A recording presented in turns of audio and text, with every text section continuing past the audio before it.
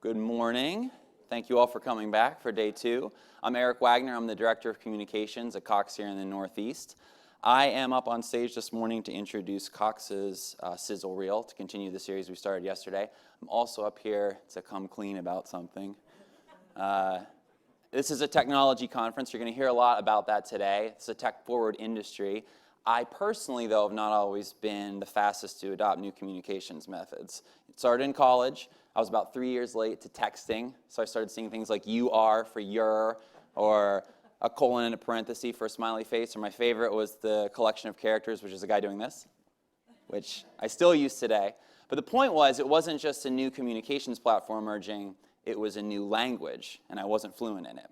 Just like generations, plural, of Americans and people worldwide who are in the same situation today. So they're seeing new technology, new communications methods emerge, and they're on the outside looking in. Technology, which is meant to be a connector, has in some cases become an isolator. At Cox, we're trying to change that. We want to focus on technology as a bridge and not a barrier. You'll see the language on our billboards, our trucks, our spots, bringing people closer. So now we're going to watch a video that shows us one of the ways that we're trying to do just that. Since her grandma's been gone, we don't see that much of each other. I want Cody to know who I am. 할머니 나 이거 언제 배워줘 그러면서 내가 손녀를 볼 때마다 핸드폰만 보고 있어요. 손녀는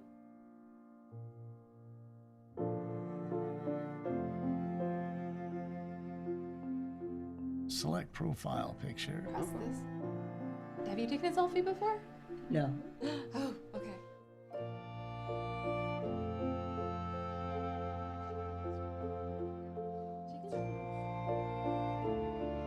손이 떨리고 마음이 떨려서 아무것도 안 돼. I want to teach you how to do the video part. Okay. You're going to click on that. Now I start. Oh, well, I got half of me. Good? Yeah. Hello, Jessica. Hi, Cody. 카렌, I worked up enough nerve to ask her if she would dance with me. 오늘은 김치를 만들 겁니다. This is my Mahjong class that I'm doing today. I love you so much. I can't wait to talk to you and hear from you soon. Wow. Love it.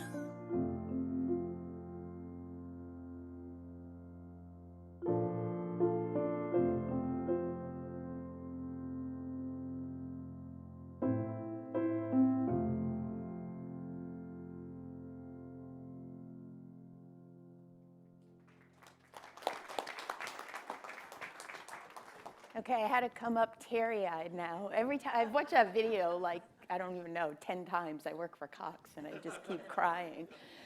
Thanks to Eric Wagner. He's our director of communications at Cox and a superstar, just so you all know, but he is also our producer for the Necta event, which is sort of a volunteer thing, so we're really glad he's here.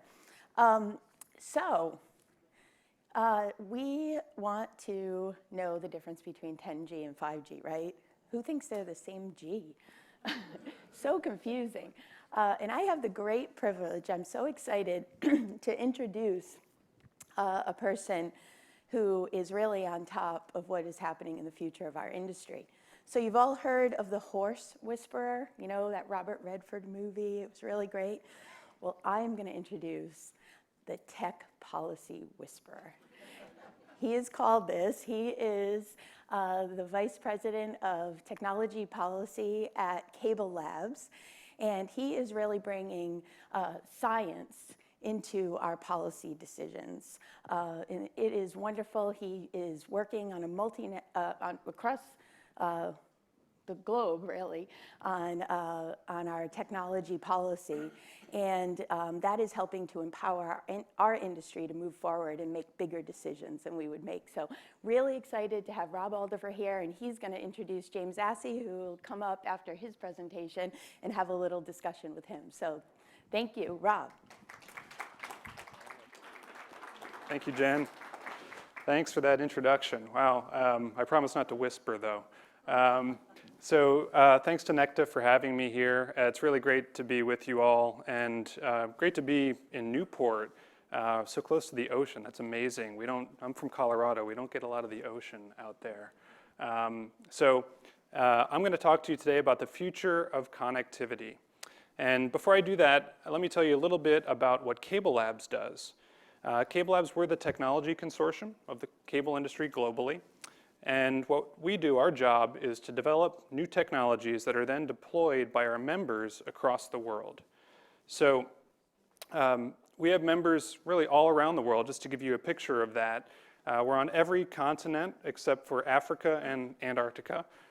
Together, our 64 or so members represent service to 500 million individuals. So we're pretty excited. We get excited about the work we do at Cable Labs because of that global impact that we can have through the technology that we develop.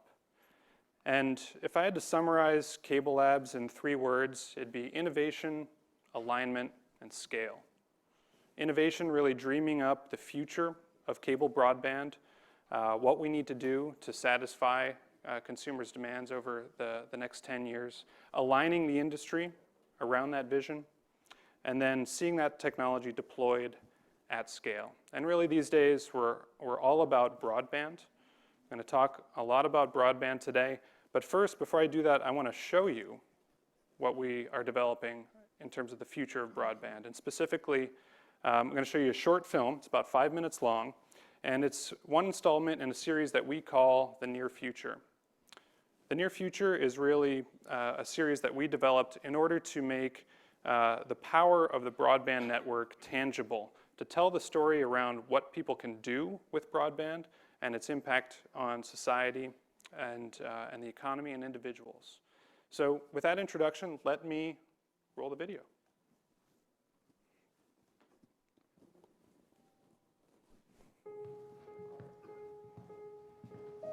Come on, Cookie. I don't know how you're supposed to feel at 86, but I don't think I feel like I'm 86. Surprise! People make my world go round. I fear isolation and being cut off. If I am alone somewhere and I have no one to talk to, no one to share anything with, I bet you I would just dry up and blow away. I call this my smart house. We got sensors in all the rooms. I swallow them. I wear them. Doc knows what's going on with me. I don't have to go to the clinic anymore. I call him up. He's not back in the horse and buggy days. Looks like you had a pretty active week, huh? I'm feeling it too. Hey guys, how do you like your run? Knowing I got eyes on me gives me the confidence to keep me being who I am, doing what I want to do. Frees me up, takes the worry away. I don't have to worry about Paige, my daughter. Hey kiddo, what's up? I'm just checking in. Because I know she's not worried about me. She's always busy, work and kids, but she can see exactly how I'm doing. I love you, Dad. That she knows how I feel before I do. Cookie has become my buddy, Time for your pill, Jim. my wingman. Hey, Cookie, what time is that car going to be here? 2 minutes. It's cold out. Might want to bring a coat. It's like he has a brain. Now, what are you doing, Cookie? It's a quick I have come to rely on him. I know I can trust him, and he's got my back. I lost Ellen, my wife, 10 years ago. So many good times, so many memories. Losing her was really tough. If we had had for her then what we have for me now, she would have been in a much better place. I miss her so much. Here, not too long ago, I was experiencing those dizzy spells. The doctor had provided a scan for me at home, so I didn't have to go out to the clinic or anything. They have those scans for that patient. Take a look. And that scan revealed that I had an aneurysm. I saw this specialist, a surgeon, and she explained to me we wouldn't have a messy operation. They inject these nanobots and they go into your system. Basically, we're going to send in an army of nanobots at the aneurysm. And they find where the aneurysm is and Fixing it. they seal it off. I get a kick out of thinking that I have a whole bunch of nanobots swimming around up here in my brain, doing what they're supposed to do. I wasn't in a hospital. I went back home. Oh dear. I went back home where I want to be, where I belong. The help that I have allows me to stay here in my home. Who is that? You remember? That guy in the back. Who is that? Have my friends here, That's Pete. my family, and I don't want to give that up. I don't want to be in a nursing home. The quickest way to lose your independence is to go where you don't have any independence. That's the truth.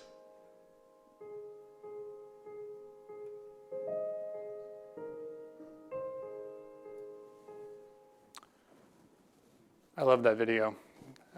Just really powerful. It really brings home the power of connectivity and the benefits it can have. Healthcare, allowing seniors to engage with technology, age in their home.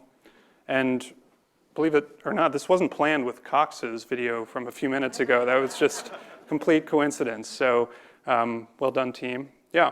Question, Mike Carrington from New Hampshire. I gotta tell you, my reaction to that video, it scared the hell out of me.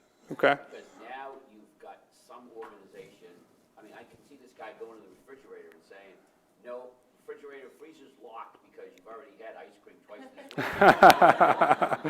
And I just don't really, who's gonna be controlling all this information that this person is giving out? Virtually his whole life now is on some electronic platform someplace. And eventually, they're gonna start telling him what to do and what he can't do, or if you do this, we're gonna raise your Medicare costs, or whatever. That's a scary future to me. Yeah, yeah. Well, I hear you. Governance around new technology is always important, right? Technology can have these benefits that we're portraying in the film, but it also does come with risks, and I'll talk a little bit more about that. So thank you for raising that point. But there was a lot of technology in that video, right? Yeah, sensors everywhere, autonomous vehicles driving around, telepresence and holographic communication. So a lot in there. The common thread is all of those things need connectivity. And so if I could get the slides back up, we'll keep running through those. There we go.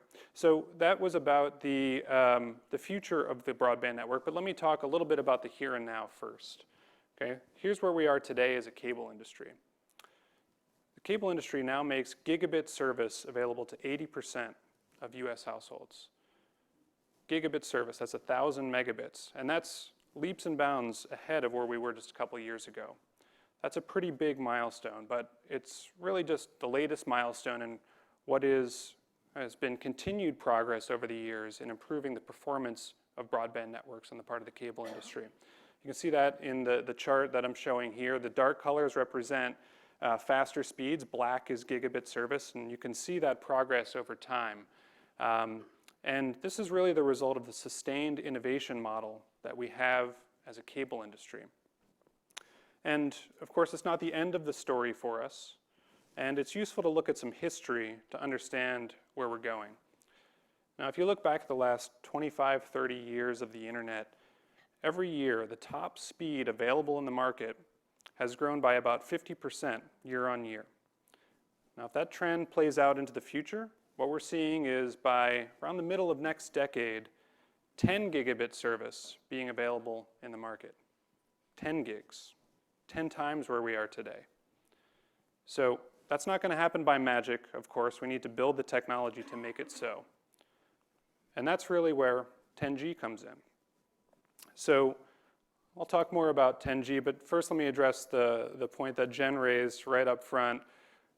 10G, is it 2 times 5G? What does this 10G thing mean? You've all heard a little bit about that, but let me put that to bed. No, it's not 2 times 5G. In the world of 5G, what we're talking about mobile communications, the 5th generation of mobile technology. With 10G, we're talking about 10 gigabits per second, the performance that the network can offer. And we can talk in terms of performance because we're confident that we can get there. The gigabit networks that are in the ground today scale up to this level. So that gives us the confidence to talk in terms of performance. Now, how are we going to get to 10G? Well, to understand that, it's helpful to understand a little bit about what the cable network looks like. And really what we're talking about when we talk about the cable network is a lot of fiber from deep in the network all the way out to the edge, coaxial cable into the home, and then wireless as that last link to the customer. And I want to emphasize that fiber is a big piece of the cable network. If you think about the route miles of the network, fiber relative to coax, it's about 4 to 1. So 4 times more fiber in the network than coaxial cable. And that number, that ratio is growing over time as we continue to improve the performance of our networks. So 10G involves innovation across all of these segments. And let's dive in a little bit to see what we have in store. So the most important thing people think of when you think about 10G, speeds.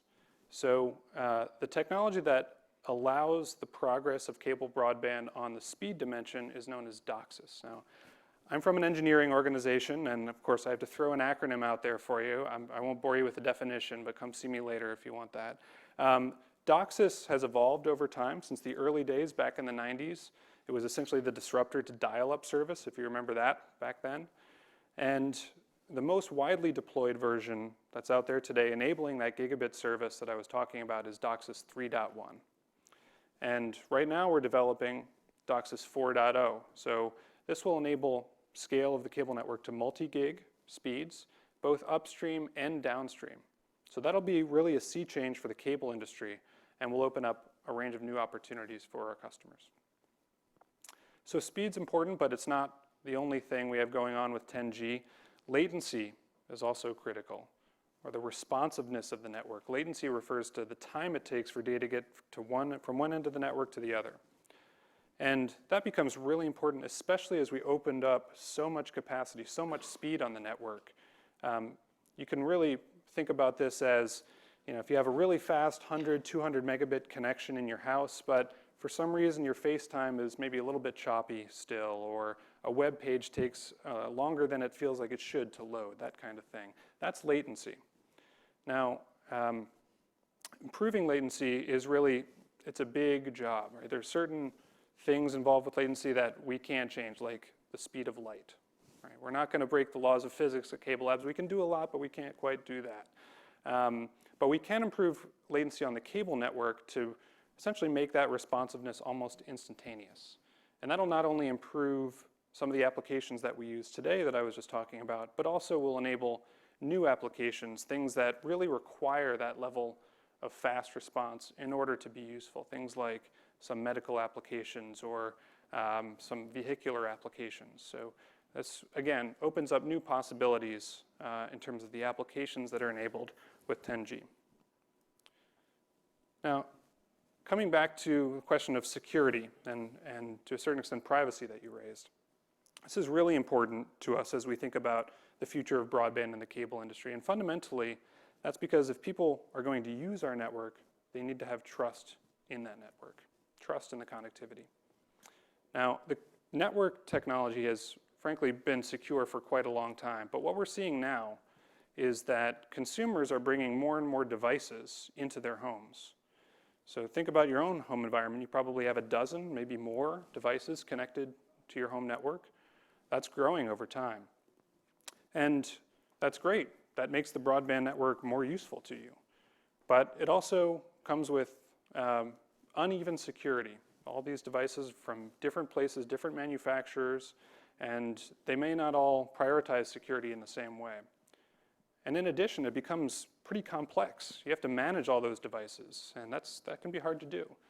So at Cable Labs, we see solving for this element of security as really something that can be done both by making user experience simple and by securing those devices in customers' homes. So cybersecurity is a really big topic, and there are a lot of things to be done on this front, but this is one technology that we're calling micronets that can really help enable simplicity, ease of use, and security in home environments. And that's essentially through automatic provisioning of new devices on the network and by automatically securing them when issues do arise. So security, really important to the cable industry. Also really important to the future of 10G, wireless and Wi-Fi. As I said, everyone experiences their cable broadband through that last link, that wireless link to their device. So it's really important that the Wi-Fi network be just as powerful and high performing as the rest of the cable network. And this is something that we're pushing forward as a cable industry. There's new Wi-Fi technology out there that does offer multi-gigabit service, can provide service to a range of new devices and make connectivity more seamless and more ubiquitous. So we have a very strong interest in cable and making Wi-Fi better. So those are some of the pieces that we're building with 10G. But let me just take it up a level because the big picture here is that we're preparing the cable network for a future of technology convergence.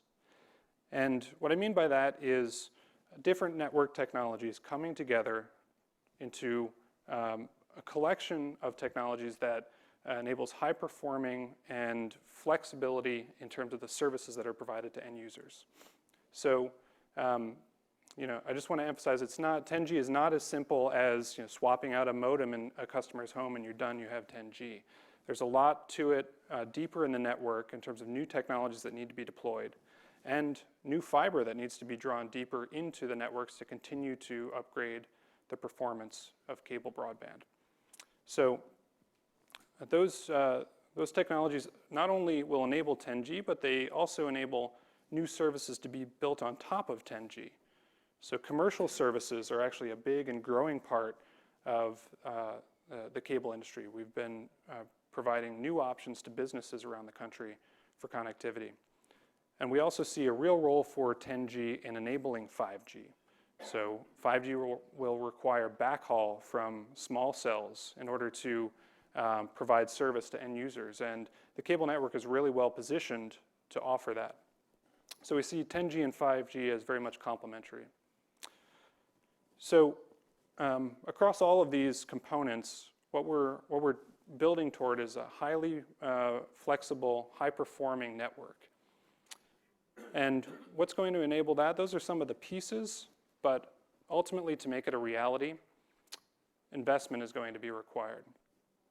Now, the cable industry has a long history of investing in our networks, in our technologies, and the numbers I'm showing here bear that out. This is history of capital spend across the industry globally. The blue bars you see are North America, really strong investment in North American cable networks. And you see that steady investment over time.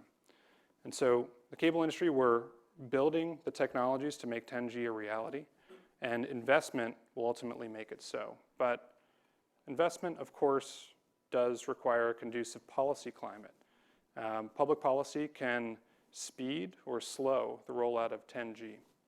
And so that's actually a great opportunity to introduce James Assey with NCTA, and I'd ask that James come on up and join me on stage here, and we can talk more about the regulatory angle around 10G. So, James, hey, welcome. Rob, how are you? Welcome, welcome. Grab a seat. Sure. For those of you that don't know James, you should. He's not only one of the industry's tireless leaders in Washington. He's also a great guy. We're lucky to have him here with us today. Great to be here.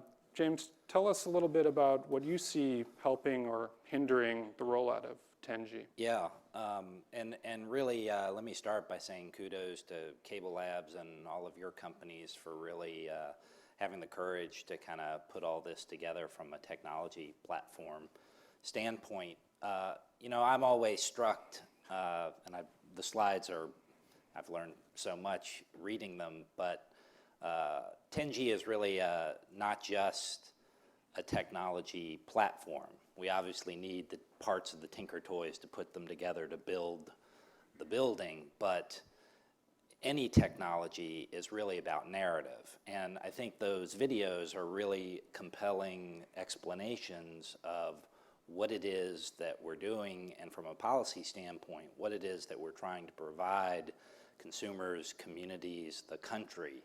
And what we focus a lot of time thinking about in Washington, D.C. is how do we turn all the great work that's being done at Cable Labs and in individual companies into a compelling narrative that aligns policymakers' vision for the future of their communities and their country with our own vision for the future of our platforms. And certainly that is always a difficult task when you're talking about predicting the future. But it's something that really allows what we're doing and what we plan to do to take root in people's minds and to kind of come to a commonality of interest and really wanting to advance our individual goals. And you know, we laugh a lot about the name, and there's always the first question you get from the press is this, you know, is it double 5G? Are you guys taking a shot at the wireless guys? And I always say it's really almost an homage to the wireless industry, because I think they have, for some very good reasons, been able to capture people's imagination around 5G and what that will mean for the future, even though we're not quite sure when it is going to come and what's going to be the result of it. But and they have a little bit of an advantage in the sense that there are certain things that they need, namely spectrum from the government in order to essentially make 5G work. They also have the benefit of a global industry that is out there marketing ad nauseum the evolution to a 5G platform. So one of the things that I think we want to focus on with 10G is not being lulled into complacency of believing that this is just a progression that will naturally happen. Yes, it is what we see as the evolution of our network. Yes, it is what we see as the most capital efficient way to get the best technological bang for the buck and to give consumers the wide variety of services that we're going to need to compete in a 21st century economy. But to really explain the vision of 10G and really lean forward and position our own industry as one that thinks about the future and not just is focused on the present and the past. The one good thing I'll say about the past and the present is I think our industry, almost more so than any other, really has an established track record of delivering on the promises we make. Sometimes that makes us a little conservative and not wanting to lean out too far in front of our skis and overpromise and underdeliver, and that's certainly understandable. But in this day and age, we also have to have a vision for the future and the direction that we want to take technology and the solutions that we want to provide to consumers to make their lives easier. So we spend a lot of time talking about that. And ultimately, it all goes back to when you're talking about the platform, to talk about the solutions that are going to capture people's imagination, whether that is the services that we're all going to enjoy in smart cities, whether that is new whiz-bang technologies like immersive entertainment solutions, whether that is the low latency that you're going to get from our platform and what that will mean for people who love to play video games and you know, taunt their friends over the internet. Whatever that will be, and we're not the repository of all the answers there. It's going to be people who are building the applications, who are going to dream up big ideas, and we want to challenge the wider community and the ecosystem that is growing the internet to help us come up with those ideas. But we want to be at the front of that pack, at the leading edge of those that are bringing solutions to our towns, to our communities, to our country, and ultimately we see ourselves as the backbone of economic prosperity going forward. So that melds in a lot of more you know, daily blocking and tackling issues when we talk to policymakers. Obviously, you know, we do think that this is a a very capital efficient progression in evolving our network, but it does require significant amounts of capital. And obviously a lot of decisions that are made in Washington or in local communities will affect the capital environment, and we want to work with communities to try and both row in the same direction. So whether we were talking about tax policy, whether we're talking about permitting, regulatory obstacles, whether we're talking about, you know, minute things like pole attachments, all of that is kind of going into the mix of helping us make 10G a reality as quickly as we possibly can. So that's kind of the way we look at it. Yeah, that's great. And I think we can take some questions from folks in the audience or comments. James, I want to go back to the point you mentioned around 5G and the wireless industry, really putting forward an ask around spectrum. I think we have a similar ask around Wi-Fi spectrum. Absolutely. Can you talk a little bit about that? And is there anything else as an industry that we're affirmatively needing to speed the rollout of 10G? Yeah. Absolutely. We do spend a lot of time on wireless policy and Wi-Fi in particular. Obviously, Wi-Fi is getting faster. The channels, the width of the lane, so to speak, that Wi-Fi 6 will use is bigger, and certainly consumers' demand for Wi-Fi shows no sign of slacking, and we are among a community of folks that are in the Wi-Fi and unlicensed community who are advocating for a balanced spectrum policy to make sure not only do we make enough spectrum available for licensed carriers to be able to provide 5G services, but also that we not ignore the needs of the unlicensed ecosystem, and that we continue to make sure that we have enough spectrum to allow the Wi-Fi world to grow equally. Obviously, we don't hold a monopoly on Wi-Fi, and there's certainly many other players in the ecosystem that are going to benefit from that.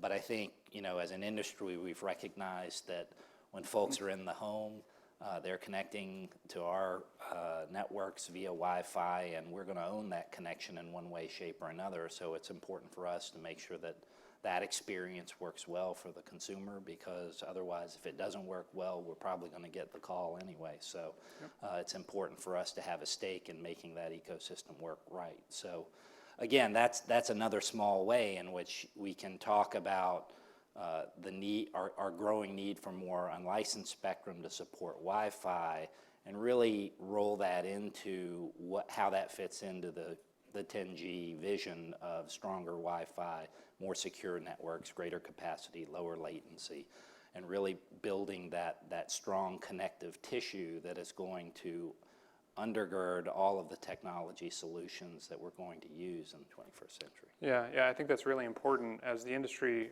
continues this march of technology development, there are certain points at which we do need to address inputs on the policy front. Spectrum can become a bottleneck to realizing 10G or 5G for that matter. So that's really important. What else are you seeing in terms of perhaps we had a political discussion earlier this morning. Yeah. How's the political environment in Washington playing, and what does that mean for how we think about the development of our technologies?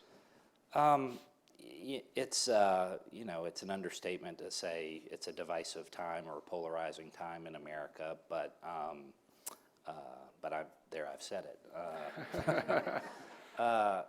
Look, I think there are, a lot is said of that, and certainly the news will focus on it, but people will walk and chew gum at the same time, and under the volume of all the noise that you're going to hear on things like impeachment and stuff, there still are bread and butter issues out there, whether it's healthcare.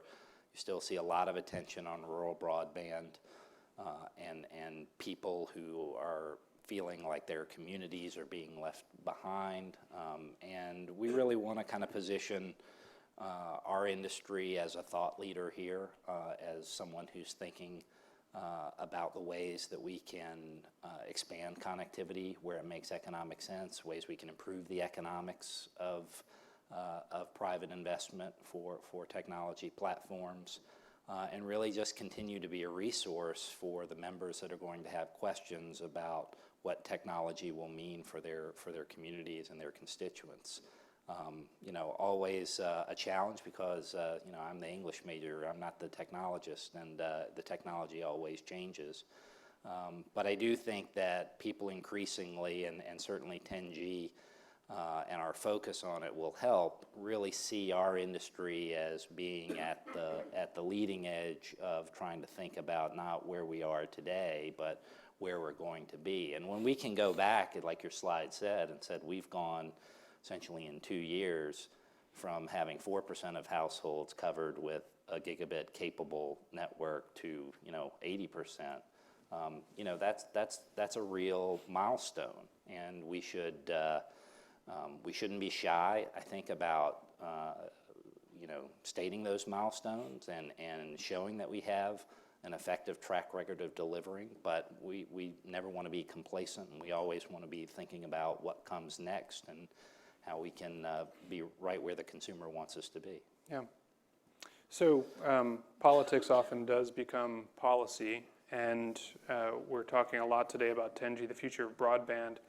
Can you talk a little bit about the stability of broadband regulation over time and where you see that heading really as an enabler for confidence to have, so the industry can roll out these new technologies? Yeah, it's, we have been in this long-running dispute over net neutrality for a long time.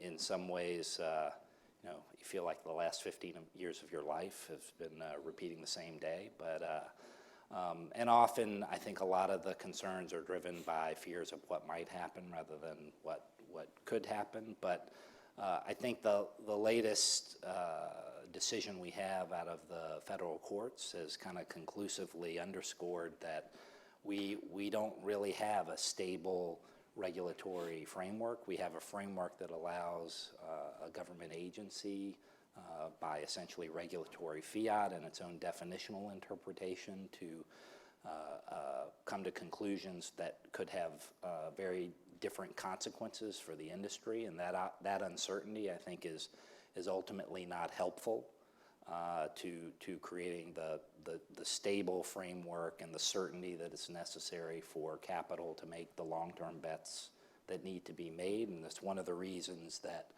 we keep preaching the need for bipartisan legislation to set a national standard of consumer protections that would be administered on the federal level to give consumers the confidence they need, to give the industry the certainty it needs, and for us to move on to the very weighty other issues that are going to be out there, whether it's privacy or cybersecurity or whatever it is. We're going to keep plugging away. I think, if you did a poll of a non-public poll of the policymakers, I think you'd get a well over majority of people would say it's time to resolve this. It's just trying to navigate a solution through a very polarized and charged a collection of policymakers is challenging at this time, but we're plugging away. Yeah. Not an easy task, No. to be sure. No. We do have a couple minutes left, and we can take Yeah. a question or two. Sure. Yeah. Thank you. Mike Harrington, the state rep from New Hampshire. Sure. At first, I got to disagree with you said diminutive about pole attachments. That's a major pain in the patoot, pole attachments. Yeah, Anyone who tell doesn't me. realize. Yeah.